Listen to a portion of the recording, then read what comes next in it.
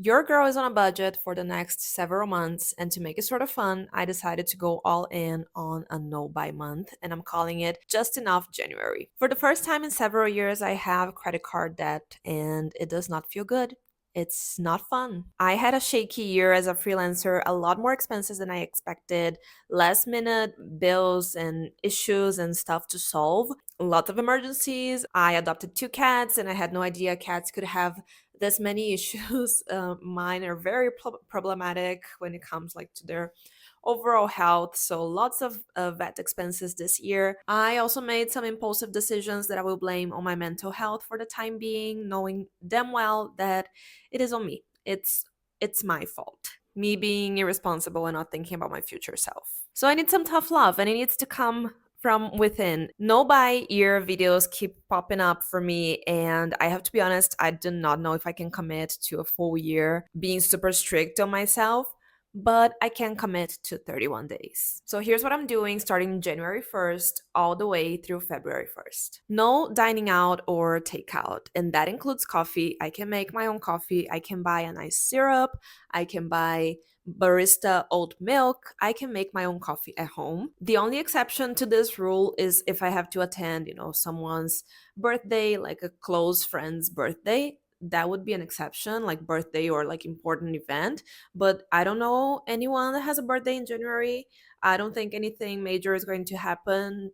People already had, like their holiday parties by that time, so it should be easy to follow through with this one. The coffee part will be really hard, but that's the whole point, like just being a little bit strict. Second rule, no clothes or accessories. That also includes secondhand. I usually go thrifting, and I have a secondhand shop here close by, and it's usually quite cheap. It's a great way to keep things sustainable, but not at all. I'm not buying anything at all. There's nothing that I need. I actually have a lot that I need to either give away or sell. So no buying clothes, no accessories. This one should actually be quite easy because I'm not someone who does like impulsive shopping this way, so it should be fine. No beauty or skincare products unless I finish what I currently use. Of course, basic hygiene products are allowed, like shampoo, conditioner. Of course, I'm gonna keep buying that. And lastly, no home decor, and that includes pretty candles, cute mugs, all of that stuff. And here's what I'm doing in the meantime to start the year off strong and turn things around for myself. Organizing my finances, because I feel like everything went downhill when I stopped tracking my finances weekly. So that's what I'm setting up for myself again, a really boring spreadsheet that I will update once a week with my income and expenses. I will also start meal prepping and or at least learning how to do it. I'm not a great cook. I have never dedicated myself to learning how to cook, beyond the basics, but I don't want to eat processed foods or carbs every day. So I'm taking this seriously. I'm going to give it a try. I don't have the time to prepare my food every single day, so that's why I want to take like a day a week to prepare at least 4 or 5 days. I will also make a realistic savings plan. I have used up my emergency fund, so I need to start saving for that again. That's my absolute priority. I'm expecting things to go much better this year, but if they go like last year, I need to focus on at least 3 months of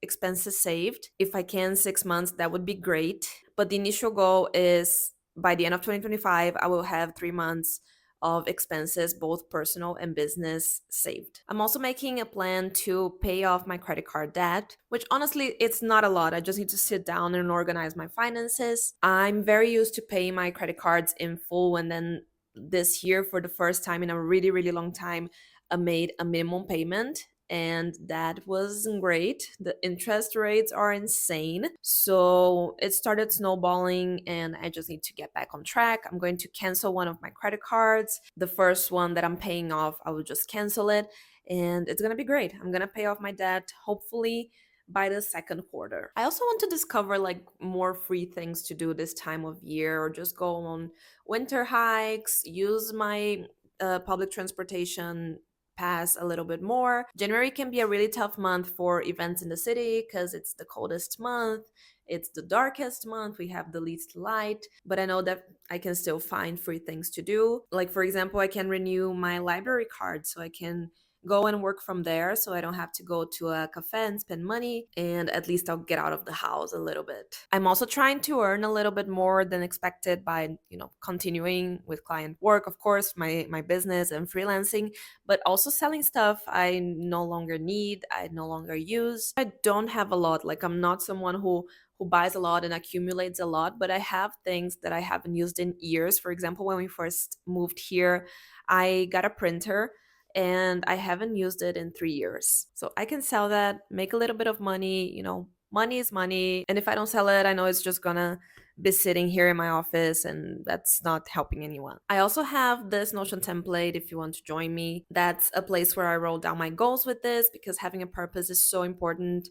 My overall financial goals, some journaling prompts, because there's a lot of inner work to be done here as well, and even a little schedule for myself so I remember to go out even without a reason. I think the hardest part of it all will be saying no to friends when they invite me, for a coffee or to go to a restaurant.